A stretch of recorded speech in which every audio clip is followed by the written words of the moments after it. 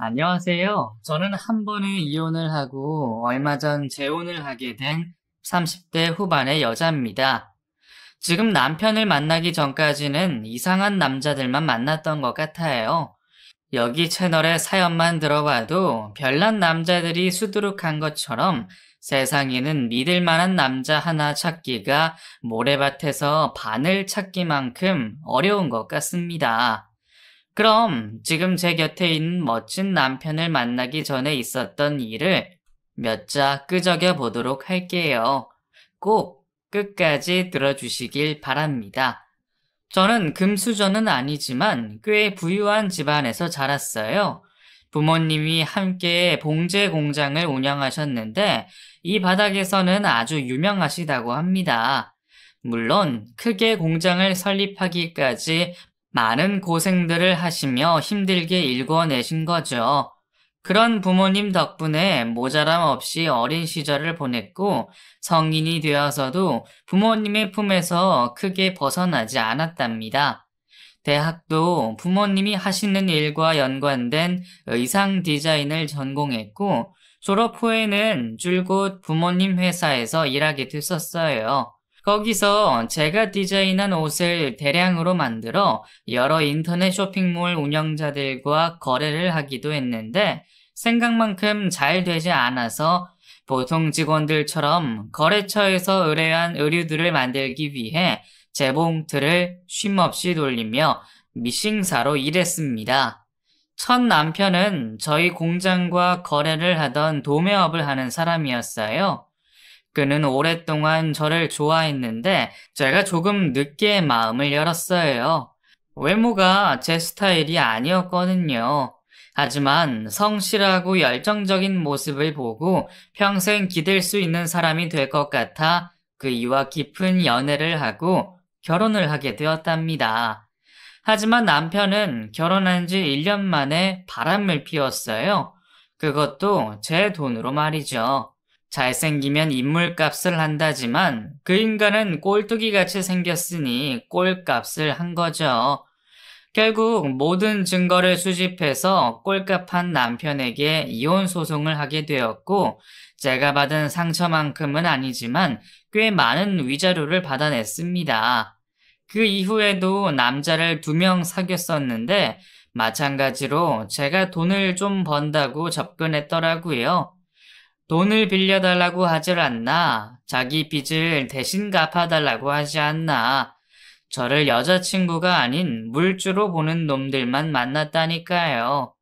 그래서 저는 남자라면 아주 질색을 하기 시작했습니다. 전 남편과 사위였던 남자들의 꼬라지를 보니 어떤 남자들에게도 크게 믿음이 가지 않았죠. 게다가 제가 조금 부유한 집의 딸이라는 걸 이용해 접근하는 것 같아 진심과 거짓을 분간하지 못하고 남자를 만나 큰 상처를 여러 번 받았어요. 그래서 한 2년 동안 직장인, 공장과 집을 오갈 뿐 친구들도 거의 만나지 않고 조용히 지냈어요. 저와 마주치거나 대화를 나누는 남자들은 거의 공장에서 근무하는 사람들이거나 거래처 사장과 직원들이었습니다. 그분들 모두 제 결혼식에 오셨었고 제가 이혼한 사실도 모두 알고 있었어요. 그래서인지 많은 분들이 저처럼 이혼한 남자를 소개해준다고 했는데 제가 모두 거절했답니다. 이혼한 게 문제가 아니라 또 전 남편 같은 사람을 만날까봐 겁이 나더라고요. 저희 부모님의 돈을 보고 다가올까봐 무척이나 걱정됐었어요. 저는 집과 공장만 다니는 게 지루하고 심심해서 아무 취미나 가져볼까 하고 핸드폰 앱으로 모임을 알아봤습니다. 거기엔 참 다양한 모임이 있었는데 독서, 골프, 등산 등 제가 새롭게 가지고 싶은 취미가 많더라고요. 제가 조용하고 편안한 걸 좋아하다 보니 독서 모임에 가입을 했습니다. 그리고 얼마 뒤 모임장에게서 모임에 나오라는 연락을 받았고 저는 책 한 권 들고 그리로 나갔어요. 모임에 나온 사람들은 3, 40대로 제 또래가 많았답니다. 거기서 한 사람씩 자신이 읽은 책에 대한 독후감을 발표했는데 제 차례가 오자 사시나무처럼 벌벌 떨며 겨우 발표를 마쳤어요. 저는 발표하는 게 부담되어서 다신 여기에 오지 않기로 마음먹고 모임이 끝나자마자 불이 나게 밖으로 나갔답니다. 그런데 누군가 제 뒤를 따라 나오며 제 이름을 크게 불렀어요. 진경씨, 잠시만요. 모임에서 봤던 한 남자였습니다. 저는 그분의 이름을 들었는데 까먹어서 뭐라고 부를지 몰라, 네? 왜요, 아저씨? 라고 답했답니다. 아저씨요? 진경씨, 제 이름 모르세요? 아까 김호연이라고 했는데. 아, 제가 사람 이름을 잘 기억하지 못해서요. 그런데 무슨 일로... 그러자 호연 씨는 저에게 연락처를 물어봤습니다. 나중에 책 이야기하면서 커피 한잔 해요. 제가 왜요? 퉁명한 목소리로 되물었더니 호연 씨가 당황하더군요. 그게, 그러니까, 진경 씨 발표하실 때 좋은 기운을 얻은 것 같아서요. 무슨 말씀이세요? 벌벌 떠는 걸 모두가 지켜봤는데 좋은 기운이라뇨? 대충 호연 씨가 저를 마음에 들어하는 것 같아 여느 때처럼 칼같이 잘라내려고 했습니다. 하지만 그는 저의 톡 쏘는 말투에도 아랑곳하지 않고 계속해서 다음에 만나자고 하더군요. 진경 씨, 남자한테 심하게 대인 적 있으세요? 왜 이렇게 까칠하세요? 저는 그냥 진경 씨랑 재밌는 얘기하고 좋은 시간 보내고 싶어서 이러는 겁니다. 저는 쐐기를 박는 대답을 하기로 했습니다. 그러니까 제가 왜 호연 씨랑 커피를 마시고 재밌는 얘기를 하냐고요. 저는 준경 씨가 너무 마음에 듭니다. 얼굴도 예쁘시고 좋아하는 책도 비슷하고 말도 잘 통할 것 같아서요. 저는 어차피 이 모임에 다시 나올 생각도 없었고 호연 씨를 다시 볼 마음이 없어 강탈을 날리는 대답을 했답니다. 이봐요, 호연 씨. 저 돌싱이에요. 이혼녀라고요.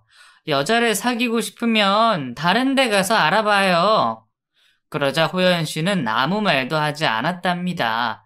역시 이혼녀라는 한마디에 바로 포기한 것 같았죠. 하지만 호연 씨는 제 꽁무니를 쫓아왔습니다. 지하철을 타러 가는데 거기까지 따라오더라고요. 저는 안 되겠다 싶어서 이봐요. 알아듣게 말했으면 그만 좀 해요. 왜 자꾸 따라오는 겁니까? 스토커로 신고당하고 싶으세요?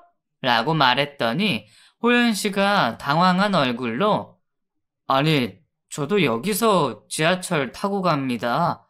그 방향이 저랑 같으신가 보네요. 라고 대답했어요. 순간 너무 창피해서 얼굴이 빨갛게 달아올랐습니다. 그래서 호연 씨를 피해 지하철 탑승구 맨 끝까지 뛰어갔네요. 이윽고 지하철이 왔고 구석진 자리에 앉았답니다. 그리고 내정거장을 지나 내렸고 집으로 향해 걸어갔어요. 그런데 이번에도 제 뒤에 호연 씨가 따라오는 거예요. 아무리 생각해봐도 저를 쫓아오는 것 같더라고요. 저는 뒤를 돌아 말했습니다. 이거 봐요, 호연 씨. 지금 저 따라오는 겁니까? 아니라니까요. 저도 집이 이 근처예요. 못 믿겠으면 제가 앞장서서 걷겠습니다. 그러더니 저를 앞질러서 걸어가더군요. 그런데 정말 저희 집 근처에 사는 게 맞았어요. 저와 같은 아파트 단지로 들어섰답니다. 이윽고 이번에는 호연 씨가 뒤를 돌아 말했어요. 진경 씨, 저 쫓아오신 거예요? 그는 농담처럼 말했어요. 제가 했던 말을 따라하는 거였죠. 아니거든요. 저도 이 아파트에 살거든요. 이제 각자 갈 길 갑시다. 가기 전에 연락처 좀 알려주고 가세요. 다음에 커피라도 한잔 하자니까요. 제가 아까 분명히 말했잖아요. 저 이혼녀라고요. 알아요. 그런데 저도 이혼남입니다. 동병상련이라는 말도 있잖아요. 같은 처지니 데이트 한 번만 같이 해봐요. 저는 계속해서 싫다고 말했지만 호연 씨는 끝까지 말을 걸었습니다. 그런데 이상하게도 한번 만나나 볼까 하는 생각이 갑자기 들었어요. 뭐, 결혼할 것도 아니고, 같은 모임에서 만나기도 했고, 아파트도 같은 곳이니 별다른 뜻 없이 커피나 마실 생각으로 전화번호를 알려줬습니다. 와, 진경 씨는 전화번호도 이쁘시네요. 나 참 기가 막혀서. 도대체 예쁜 전화번호는 뭡니까? 여자 꼬실 때 쓰는 멘트로 꽝이니까 다음부터는 쓰지 마세요. 이만 갑니다. 아, 그런가요? 저는 웃자고 한 말이었는데. 어쨌든 연락드릴게요, 진경 씨. 그렇게 호연 씨와 헤어지고 집으로 돌아갔습니다. 그런데 또 이상하게도 자꾸 핸드폰을 들여다보게 됐었어요. 겉으로는 싫은 내색을 했지만 제 속마음은 그게 아니었나 봅니다. 호연 씨 얼굴이 자꾸 떠오르기도 했고 헛소리 같은 멘트가 귓가에서 메아리를 치는 것 같았죠. 이튿날 점심시간이 되었을 때 호연 씨에게서 안부 카톡이 왔고 언제쯤 볼 수 있냐고 묻더군요. 저는 괜히 미루기보다 빨리 만나서 어떤 사람인지 알고 싶어서 오늘도 괜찮다고 답했습니다. 그래서 저와 호연 씨는 저녁을 함께 먹게 되었고 서로에 관한 이야기를 나누었어요. 호연 씨는 자기가 먼저 이혼한 이야기를 꺼냈습니다. 제 전처는 바람기가 심한 사람이었어요. 결혼 전에는 몰랐는데 남자가 엄청 많더라고요. 바람 피운 남자가 한둘이 아니라는 걸 알고 나서는 아우, 도저히 같이 못 살겠더라고요. 이래서 돌다리도 두드리고 건너라는 말이 있나 봅니다. 진경 씨는 어떤 이유로 이혼하셨나요? 저는 이혼한 게 무슨 자랑인가 싶었지만 먼저 이야기해준 호연 씨에게 숨길 필요가 없을 것 같았어요. 네, 저도 전 남편이 바람 피워서 헤어졌어요. 이유는 그게 다예요. 전 남편이 제 돈으로 바람 피웠다는 말은 하지 않았어요. 괜히 돈 많은 여자, 부유한 집안이라는 걸 알리기 싫었거든요. 그러자 호연 씨는 서로 공감하고 마음을 헤아려 줄 수 있으니 자주 만나자고 했답니다. 저 역시 비슷한 상황을 겪은 호연 씨와 또 만나고 싶었네요. 다음에 만났을 때는 호연 씨가 먼저 직업을 밝혔어요.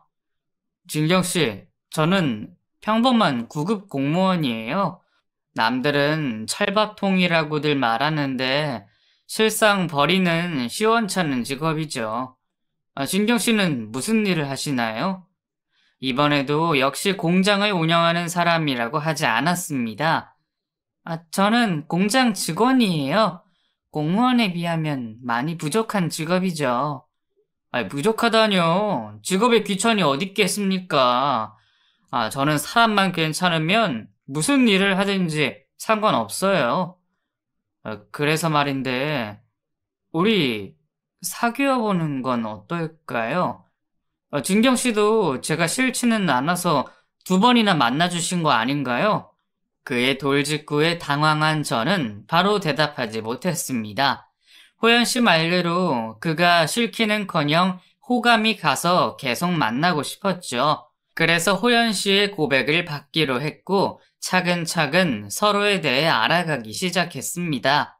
호연 씨는 여느 남자들처럼 연애 초반에 최선을 다하더라고요. 하지만 저는 어떤 남자나 그런 걸 알고 있어 크게 감동하거나 깊이 사랑에 빠지진 않았습니다. 한 가지 다른 게 있다면 이 남자는 제가 공장의 대표이고 부유한 집안의 딸이라는 걸 모른다는 거였죠. 단순한 공장 직원으로 알고 있음에도 좋아해 주는 걸 보니 호연 씨는 돈 밝히는 사람이 아닌 것 같았습니다. 호연 씨는 내가 왜 좋아? 당신은 공무원이고 1등 신랑감이잖아. 나 아니어도 소개팅이든 선보겠다는 사람이 줄을 설 텐데 말이야. 난 그런 거 싫어. 조건 봐가며 연애하고 결혼하는 거 딱 질색이야. 사실 전처도 선으로 만난 사이였어. 우리 엄마가 돈도 많은 집안이고 같은 공무원이니 찰떡궁합으로 생각하셨나 봐. 그런데 결과를 봐. 조건으로 엮인 사이는 오래가지 못해. 난 내가 좋아하는 여자랑 결혼할 거야. 바로 진경이 너랑 말이야. 호연 씨, 나 할 말 있어. 숨기는 게 있으면 좋을 게 없으니까. 나 불임이야. 아이를 가질 수 없는 몸이라고. 그런데도 나랑 결혼할 수 있겠어? 그래? 난 상관없어. 난 진경이 너랑 결혼하고 싶은 거지. 애 낳아줄 여자랑 결혼하고 싶은 게 아니야. 그 말을 들으니 가슴이 설렜었습니다. 저를 진심으로 좋아해주고 아무런 조건을 보지 않는 남자를 언제 또 만날 수 있겠어요? 아마 하늘이 준 마지막 남자일 줄도 모른다는 생각이 들었답니다. 그렇게 1년 동안 호연 씨와 저는 사랑을 키워갔고 떨어질 수 없는 사이가 되어 결혼을 약속하게 되었어요. 저는 부모님께 호연 씨를 소개하기 전 미리 귀뜸을 드렸어요. 제가 부모님의 공장을 물려받은 대표라는 걸 말하지 말라고요. 제가 평범한 여자인 줄 아니까 결혼 후에 밝힐 테니 모른 척 해달라고 말씀드렸답니다. 그러자 아빠는 뭐 그렇게까지 해야겠어? 우리 집안이 대단한 것도 아닌데 말이야. 게다가 세상 남자들이 모두 네 전 남편 같지는 않아. 라고 말씀하셨어요. 아빠, 그래도 비밀로 하고 싶어. 내가 단순한 공장 직원이어도 사랑해줄 수 있는 사람과 결혼하고 싶다고. 지금 만나는 사람도 완전히 확신하진 못하겠으니까 내 말대로 해줘. 며칠 뒤, 호연 씨가 저희 집을 찾아왔고 부모님과 인사를 나눴습니다. 어서 오게. 진경이한테 이야기 많이 들었어. 아버님, 어머님, 처음 뵙겠습니다. 김호연이라고 해요. 따님을 사랑하고 있는 사람이기도 하고요. 호연 씨는 넉살 좋게 인사했고 부모님은 흡족한 미소를 지었습니다. 그리고 함께 식사를 했고 여러 대화를 나누다가 호연 씨의 직업에 대해 물으셨어요. 저는 미리 말씀드리지 않아 부모님이 많이 궁금해하시고 있었죠. 저는 시청에서 일하는 공무원이에요. 9급이고요. 공무원이었어? 요즘 공무원 되는 게 낙타가 바늘에 들어갈 확률이라는데, 대단하구만. 머리가 아주 비상한가 보네. 아닙니다. 순전히 운으로 붙었어요. 그리고 9급 공무원은 박봉이라 진급하기만을 기다리고 있습니다. 앞으로 7, 8년 뒤에는 진경이가 직장 그만두고 집에서 편하게 쉬도록 해줄 겁니다. 호연 씨의 의지에 아빠는 또다시 미소를 보였고 책임감이 강해 보인다며 굉장히 마음에 들어 하셨습니다. 엄마 역시 같은 마음이었고요. 그래서 호연 씨가 저희 집에서 나갈 때까지 웃음이 끊이질 않았습니다. 그리고 호연 씨가 나가자마자 부모님은 언제든지 상견례 할 준비가 되었으니 되도록 빨리 날짜를 잡자고 하셨네요. 그리고 얼마 뒤 호연 씨가 자기 어머니를 찾아뵙자고 말했고 저는 떨리는 마음으로 예비 씨 댁에 발을 들이게 되었답니다. 처음 저를 본 예비 시어머니는 어머 얼굴 곱상한 것 좀 봐. 호연이 넌 이런 여자친구를 그동안 꽁꽁 숨겨둔 거니? 진작에 좀 데려오지 그랬어. 자, 인사는 여기까지 하고 얼른 들어와서 앉아요. 내가 맛있는 밥 준비해 줄게. 하고 환대해 주셨고 저 역시 밝은 미소를 지으며 어머님 처음 뵙겠습니다. 이진경이라고 해요. 호연 씨랑은 1년 조금 넘게 만났고요. 오늘 이렇게 뵙게 돼서 너무 기뻐요. 하고 인사했습니다. 이윽고 주방 식탁에 마주 앉아 식사를 시작했어요. 식탁 위에는 갈비찜과 잡채, 생선조림과 해물까지 육해공으로 갖가지 반찬들이 올려져 있었답니다. 저는 부담이 될 정도로 가득한 상차림을 보고 어머님, 설마 제가 온다고 이렇게 차려주신 거예요? 라고 물었더니 시어머니는 그럼 앞으로 내 며느리가 될지도 모르는 사람인데 제대로 대접해야 하지 않겠어? 어서 들어요. 내가 손맛이 있어서 먹을만 할 테니까 라고 답하셨습니다. 옆에 있던 남편도 우리 엄마가 자기 사진을 보고 반했거든. 당신 같은 색식감이 며느리로 들어오면 좋겠다고 노래를 부르셨다니까. 아무래도 진경이 너 벌써 우리 집 식구가 된 것 같다 하며 너스레를 떨었죠. 그렇게 시어머니가 만든 음식을 먹는데 진짜 맛있었어요. 저희 엄마한테 죄송하지만 집밥보다 훨씬 맛있었습니다. 저는 젓가락질을 멈추지 않고 접시 위에 올려진 반찬들을 순식간에 사라지게 했답니다. 배가 부른데도 계속해서 음식이 들어가더라니까요. 결국 밥을 2공기나 먹었고 준비하신 음식을 모두 동내고 말았답니다. 시어머니는 만족한 표정을 짓고 아이고 잘 먹어줘서 고맙네. 요즘 아가씨들은 입이 짧아서 깨작거리고 말던데 진경씨는 식성도 좋고 건강해 보이니 나중에 애기도 순풍 잘 낳겠어 라고 하셨습니다. 그런데 저는 시어머니의 마지막 말인 애기를 잘 낳겠다는 말을 듣고 뜨끔했어요. 호연 씨가 저의 불임 사실을 말하지 않은 것 같았죠. 그냥 넘어갈까 했는데 시어머니의 얼굴을 보니 숨기고 결혼하는 건 아닌 것 같다는 생각이 들었습니다. 그래서 결혼 이야기를 꺼내시면 그때 고백하기로 했죠.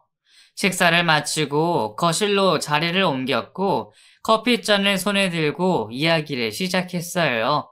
시어머니는 저와 호연 씨가 어떤 인연으로 만났는지 물으셨고 호연 씨는 자랑스럽게 수다를 떨었답니다. 그리고 시어머니는 저에 대한 호구 조사를 시작하셨어요.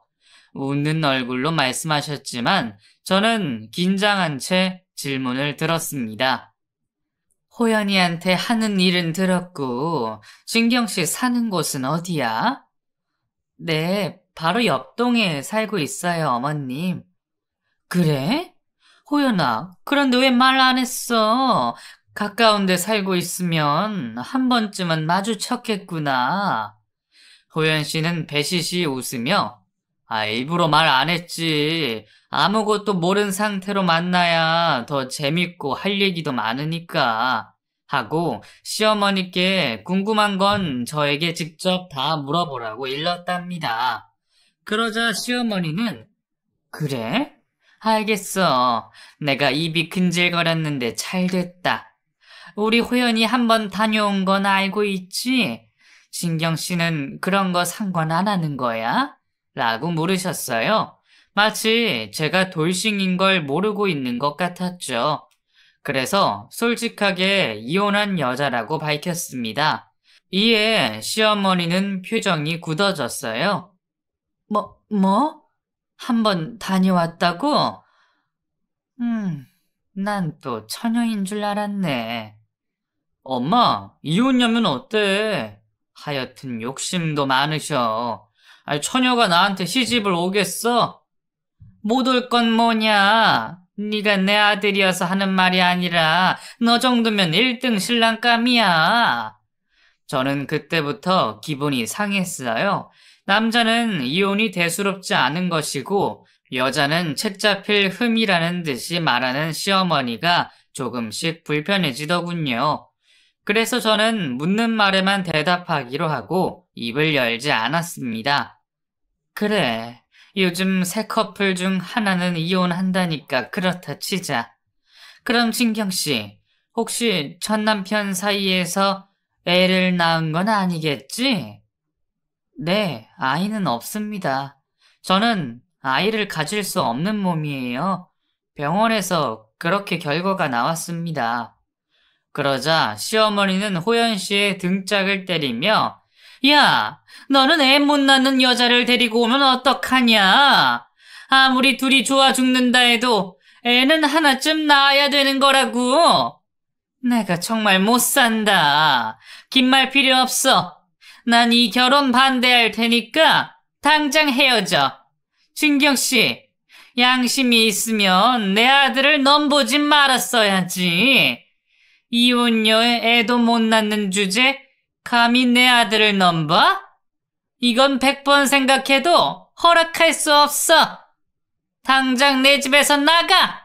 라고 호통을 치셨습니다. 그래서 저는 어쩔 수 없이 호연 씨 집에서 나왔어요. 참았던 눈물을 흘리면서 말이죠. 호연 씨 역시 저를 따라 나와 잠깐 얘기 좀 하자 했고, 저를 반대하는 시어머니라면 결혼하기 싫다고 말하고 그 이에 손을 뿌리쳤습니다. 그러자 호연 씨는 어떻게든 시어머니를 설득해 보겠다며 조금만 기다려달라고 부탁의 말을 했어요. 예전부터 시어머니가 손주를 간절히 기다려서 그렇게 막말을 한 것이라며 저에게 대신 사과할 테니 이해해달라고 부탁했답니다. 그런데 시어머니의 마음은 쉽게 변하지 않으셨는지 호연 씨가 집에 가자는 말을 꺼내지 않더라고요. 대신 전처럼 계속 연애하고 지내며 기다려보자고 했습니다. 그래서 전 결혼의 꿈을 지워버리고 연애만 하다가 때가 오면 헤어질 생각을 했어요. 당장은 호연 씨를 너무 사랑하니 포기하지 못하겠더라고요. 사랑이라는 게 내 마음대로 되는 게 아니었으니까요. 그렇게 호연 씨와의 뜨겁고 달달한 연애를 하며 6개월의 세월이 지났습니다. 저희 두 사람은 무탈한 시간을 함께 했고 이대로 영원하면 좋겠다는 생각이 들 만큼 완벽한 커플이었죠. 그런데 얼마 뒤 호연 씨가 시어머니 이야기를 꺼내는 겁니다. 자기야, 우리 엄마한테 다시 인사 가보는 게 어떨까? 지금 내가 자기를 만나는 걸 아시는데 별 말씀 안 하시는 걸 보면 거의 허락하시려는 마음이 드신 게 아닐까? 글쎄, 잘 모르겠어. 어머님은 손주 낳아줄 며느리가 필요하신데 우리가 억지 부려서 결혼하는 게 맞는 건가 싶어. 그럼 내가 엄마를 한번 떠볼게. 혹시 마음이 바뀌었는지 말이야. 만약 그렇다면 같이 인사 각이다. 그리고 우리 결혼하는 거야? 저는 호연 씨가 결혼 이야기를 다시 꺼내면 헤어질 생각이었는데 그게 마음처럼 안 되더라고요. 이 남자와 평생 함께하고픈 마음이 너무 커서 시어머니와 부딪혀 보기로 결심했답니다. 그래, 알겠어. 한 번 더 부딪혀 보지 뭐. 날 만나시겠다면 바로 말해줘. 정말? 알겠어. 기다려줘서 고마워, 준경아. 내가 어떻게든 자리 마련해 볼게. 호연 씨는 들뜬 마음으로 돌아갔고 시어머니가 저를 다시 만나겠다고 하셨다며 신나는 목소리로 전화를 줬습니다. 그제야 저는 마음이 놓였고 이제 호연 씨와 부부의 연을 맺을 수 있겠구나 싶었죠. 저는 시어머니를 찾아뵙기 전 백화점에 들러 선물을 준비했답니다. 그리고 마중 나온 호연 씨를 따라 시댁으로 들어갔어요. 시어머니는 처음 저를 봤을 때처럼 환한 웃음으로 환대해 주셨습니다. 그동안 잘 지냈어? 이 모진 노인네 때문에 소갈이 많이 했지? 그때는 내가 욕심이 왜 그리 많았는지 미안하게 생각하고 있어. 그러니 너무 서운해 말고 들어와서 따신 밥이나 먹자. 시어머니의 사과를 받으니 저도 모르게 눈물이 핑 돌았습니다. 고맙습니다, 어머님. 그렇게 눈물을 머금고 시어머니가 차려주신 밥을 맛있게 먹고 소파에 나란히 앉아 두런두런 이야기를 나눴습니다. 애기가 없으면 어떻겠어. 둘이 행복하게 지지고 볶고 살면 되지. 내가 괜한 욕심을 부려서 진경이 너한테 상처를 줬구나. 너무 미안해. 아니에요, 어머님. 충분히 이해합니다. 제가 어머님 입장이었어도 같았을 거예요. 그래, 이해해줘서 고맙구나. 아니, 그런데 신혼집은 어디로 구하면 좋겠니? 미안하지만 내가 모아둔 돈이 없어서 니들이 대출을 받아야 하겠구나. 호연이나 진경이 둘 다 공무원이니 직장에서 가까운 데로 잡으면 좋겠지? 시어머니 말씀에 화들짝 놀랐습니다. 시어머니가 저를 공무원으로 알고 계셨으니까요. 그 말은 즉슨 호연 씨가 저를 공장 직원이 아닌 공무원으로 말한 모양이었습니다. 그래서 저는 호연 씨를 쳐다봤고 그는 제 눈을 피했답니다. 저는 이건 아니다 싶어 솔직히 말했어요. 어머님, 뭔가 잘못 알고 계셨나 본데 전 공무원이 아닙니다. 뭐? 그게 무슨 소리야? 호연이 네가 같은 시청에서 일하는 동료라고 말했잖아. 공무원이 아니면 무슨 일을 하고 있는 거야? 시어머니의 질문에 대답하려고 하자 호연 씨가 대답을 가로챘습니다. 그게 엄마가 하도 공무원 며느리만 찾아서 내가 거짓말 좀 했어. 그런데 직업이 뭐가 중요하겠어. 우리 두 사람이 서로 죽고 못 살겠다는데 말이야. 그냥 평범한 회사에 다니니까 이해 좀 해줘.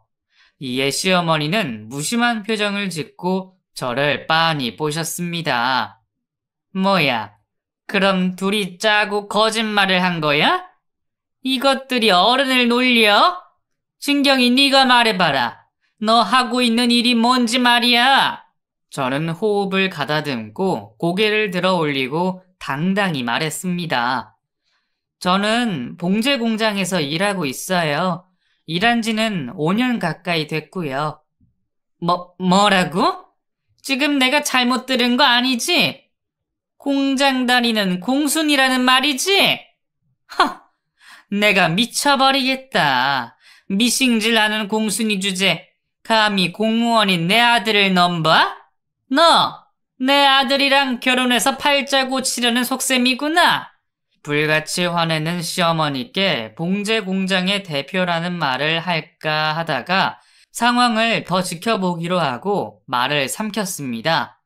야, 이 못난 놈아. 어디 만날 여자가 없어서 공순이를 만나? 대학 나와서 힘들게 공무원이 됐으면 너보다 잘난 여자를 만나지 못하더라도 비슷한 수준의 여자를 만나야 될 거 아니야. 내가 애기 못 낳는다고 해도 허락한 이유는 공무원이었기 때문이라고. 그런데 무식하고 천박한 공순이를 만나면서 나를 속인 거야? 보나마나 학창시절에 발랑 까져서 놀다가 나이 차서 취직할 데가 없어 공장이나 들어갔겠지. 안 봐도 훤하다. 뭐해? 이 공순이 내 앞에서 당장 치워! 저는 고개를 들지 못했습니다. 이토록 모욕적인 말은 살면서 처음 들었으니까요. 얼마나 화가 나던지 저를 공무원이라 속인 호연 씨도 미웠고 공장에서 일한다는 이유로 천박하게 무식하다는 욕과 과거가 지저분했을 거라는 막말을 한 시어머니도 너무 미웠습니다. 그래서 전 속으로 다짐했어요. 호연 씨와 당장 헤어지겠다고 말이죠. 그런데 그때 방문을 열고 누군가 나왔습니다. 잠을 자다가 깬 남편의 여동생이 눈을 비비고 걸어 나오더라고요. 뭐가 이렇게 시끄러워? 누가 왔어? 넌 뭐하러 나와? 들어가서 더 잠이나 자. 출근 시간 되려면 한참 남았어. 호연 씨가 시댁에 들어오며 말하길 여동생이 교대 근무로 일하고 있는데 이번 주는 밤근무라 방에서 자고 있다는 걸 미리 말해줘서 어떤 상황인지는 알고 있었어요. 예비 시누이는 눈을 껌뻑거리며 정신을 차리더니 눈을 부릅뜨고 저를 쳐다보더라고요. 저는 분위기가 좋지 않아 눈인사만 건넸는데 예비 시누이가 입을 크게 벌리며 놀랐습니다. 대표님! 그 말에 저는 시누이의 얼굴을 다시 살펴봤어요. 그런데 화장 안 한 맨 얼굴이라 누군지 알아보지 못했답니다. 저예요, 김미연 대리요. 아, 김 대리, 여긴 어떻게... 대표님, 그건 제가 드릴 질문인데요. 대표님이 저희 집에 어쩐 일이세요? 그리고 잠시 정적이 흘렀고 시어머니와 호연 씨는 저와 시누이를 번갈아 보며 매우 놀랐습니다. 시어머니가 정적을 깨며 말문을 열었어요. 아니, 미연아, 너희 공장 직원이 100명도 넘는다고 하지 않았니? 그런데 그 공장의 대표가 신경이 너였어? 어쩜 이런 우연이 있을 수 있지? 이건 하늘이 내린 운명인가 보다. 시어머니는 조금 전까지 자기가 온갖 막말을 한 걸 잊은 것 같았어요. 이어서 호연 씨가 여전히 놀란 얼굴로 말했습니다. 자기야, 자기가 내 동생이 다니는 공장의 대표라고? 그냥 평범한 공장 직원이라고 했잖아. 이게 어떻게 된 거야? 가만히 있지 말고 말 좀 해봐. 왜 거짓말 한 거야? 어머, 오빠가 만나는 여자가 우리 대표님이었단 말이야? 세상에 완전 대박. 어떻게 이런 우연이 있을 수 있지?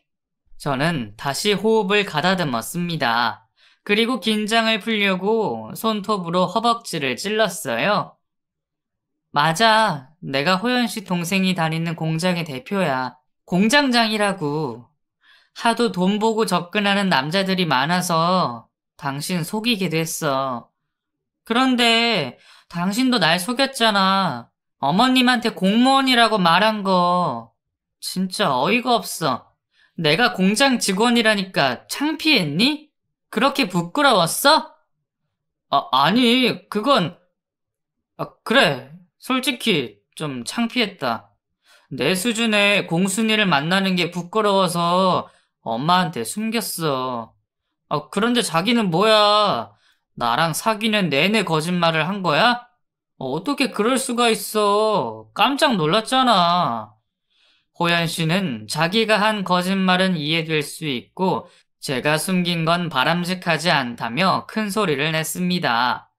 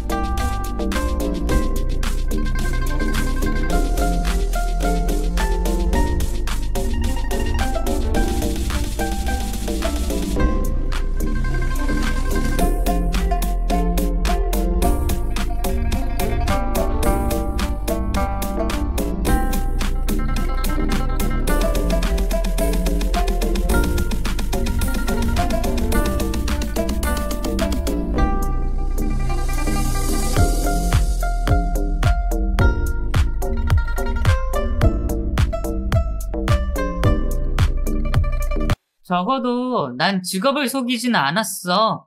공장 직원이나 공장장이나 뭐가 달라?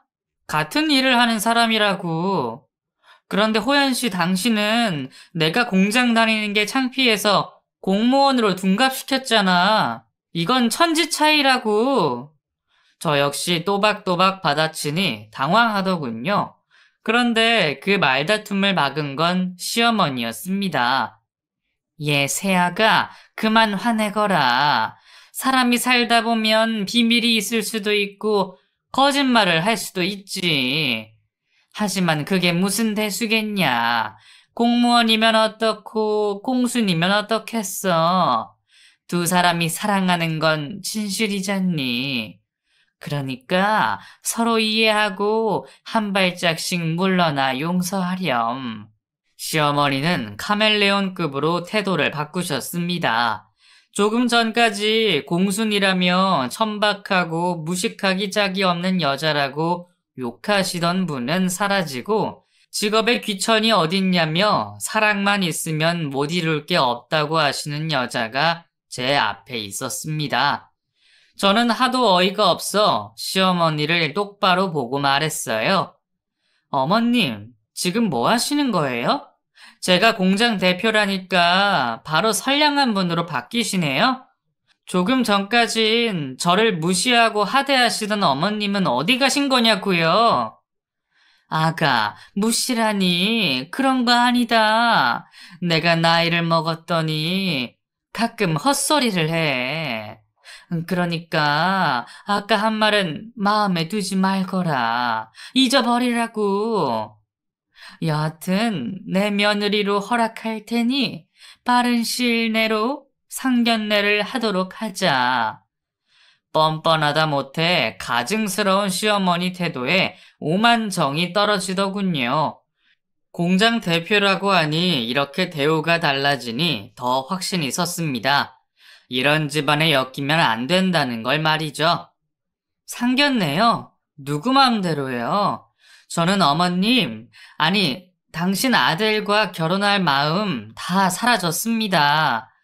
애를 가지지 못해 반대한 건 이해해도 직급으로 사람을 평가하는 사람의 며느리가 될 생각은 전혀 없네요. 김호연, 당신도 마찬가지야. 겉으로는 공장 다니는 내가 상관없다고 했지만 속으로는 창피하고 부끄러워했던 거라고. 네가 그렇게 바라는 공무원 만나서 결혼해봐. 오늘 이후로 다시 날 만날 생각은 꿈도 꾸지 마. 그렇게 확실하게 제 마음을 전하고 소파에서 일어나는데 시어머니, 아니 노인네가 제 허리를 감싸 안더군요. 새아가 미안하다. 내가 잘못했어. 늙은이가 추태부렸다고 생각하고 한 번만 이해해 주렴. 내 아들이 거짓말한 것도 모두 내 탓이야. 내가 공무원 아니면 거들떠 보지 않겠다고 해서 그런 거라고. 그러니 흥문 좀 가라앉히고 이야기 좀 더 나눠보자. 저는 철거머리처럼 달라붙은 노인네의 팔을 뿌리쳤더니 뒤로 낮아빠졌습니다. 하지만 미안한 감정 따윈 없었어요. 야, 이 몹쓸 노인네야. 당신 같은 인두껍을 쓴 시어머니 만나느니 평생 혼자 살고 만다. 내가 돈 좀 번다니까 아주 살살 기는 꼴 좀 봐라. 그리고 당신 딸도 공순이라는 걸 잊지 마. 나중에 당신 딸도 당신 같은 시어머니 만나면 어떤 상처를 받을지 생각해봐.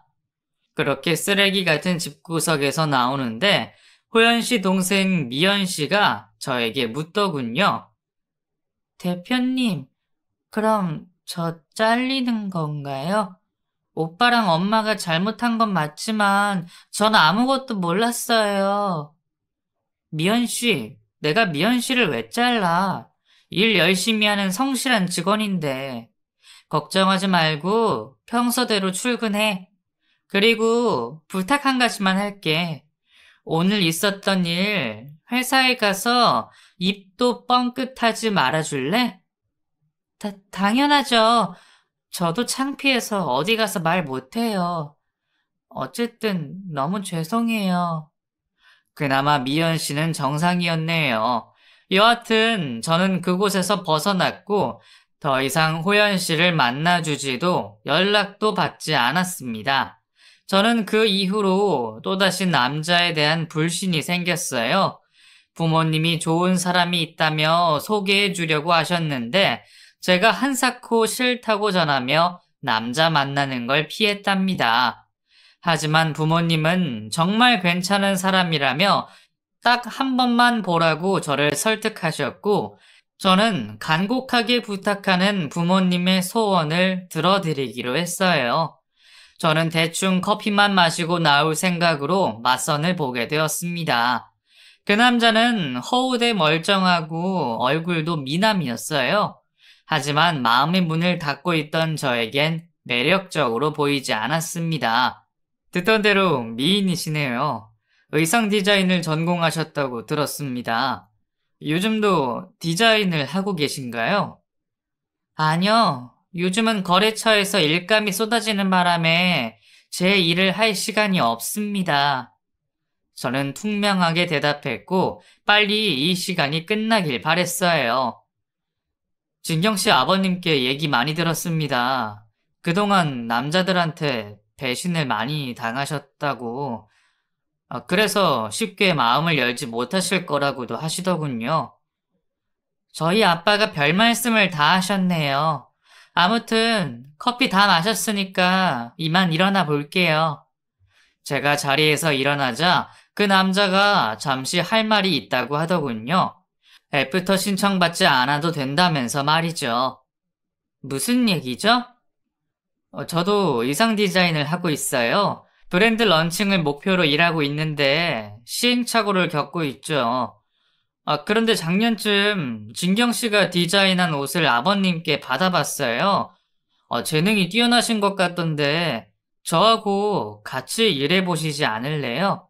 같이 일하다 보면 제가 어떤 놈인지 파악될 거고 그때 가서 연애를 하든 동료로 남든지 하면 되잖아요. 어때요? 그 말을 듣자 귀가 솔깃했어요. 연애 이야기가 아닌 의류 브랜드 런칭을 도전하고 있다는 이야기요. 사실 제가 공장에서 제 디자인을 하며 판매한 옷이 그리 많지 않아 늘 목이 마른 상태였는데 기회가 찾아온 것 같아 앞에 남자의 계획을 오랜 시간 들었답니다. 그리고 저는 그 남자와 함께 의상 디자인을 함께 했고 3년 동안 여러 디자인의 옷을 제작해 브랜드로 런칭하는데 성공하게 되었어요. 그때가 되어서야 저에게 고백하더라고요. 벌써 3년이네요. 그동안 고생 많았어요. 물론 앞으로도 함께 고생할 일이 태산이긴 하죠. 진경씨, 절 3년 동안 봐왔는데 어떠셨어요? 남자친구로 두면 좋겠다는 생각 해보셨나요? 저는 진경씨가 무지무지 좋은데 말이에요. 저 역시 그 남자가 좋았어요. 저보다 재능도 많았고 제 꿈을 실현시켜 줬으니까요. 게다가 매사에 진실한 사람이라는 것도 깨달았죠. 또 저에게 빌붙으려는 남자들과는 차원이 달랐습니다. 그래서 저와 그는 동료이자 연인으로 발전했고 2년 뒤인 지금은 부부가 되었답니다. 시부모님은 제가 불임인 걸 아셨는데도 크게 놀라지 않으셨어요. 또 공장에서 미싱 돌린다고 무시하기는커녕 존중하는 태도로 일관하셨습니다. 지금의 남편을 만나기 전까지 참 별의별 사람을 만났지만 재혼 전 만난 호연 씨의 어머니가 최악이었습니다. 어쩜 사람이 그렇게 이중적일 수가 있는지 제 상식으로는 아직도 이해할 수가 없답니다. 그리고 공장 직원으로 속인 제 잘못도 있지만 그걸 창피해서 공무원이라고 거짓말한 호연 씨도 문제가 많았고요. 만약 그 사람과 재혼했다면 언젠가는 그의 어머니처럼 본 모습을 드러냈을 거라 확신이 듭니다. 에휴, 사람 보는 눈이 이렇게 없던 저의 사연은 여기까지네요. 그래도 결말은 멋지고 좋은 남편과 존경스러운 시부모님을 만나게 되었습니다. 우리 모두 직업으로 사람을 차별하지 말자고요. 그럼 안녕히 계세요.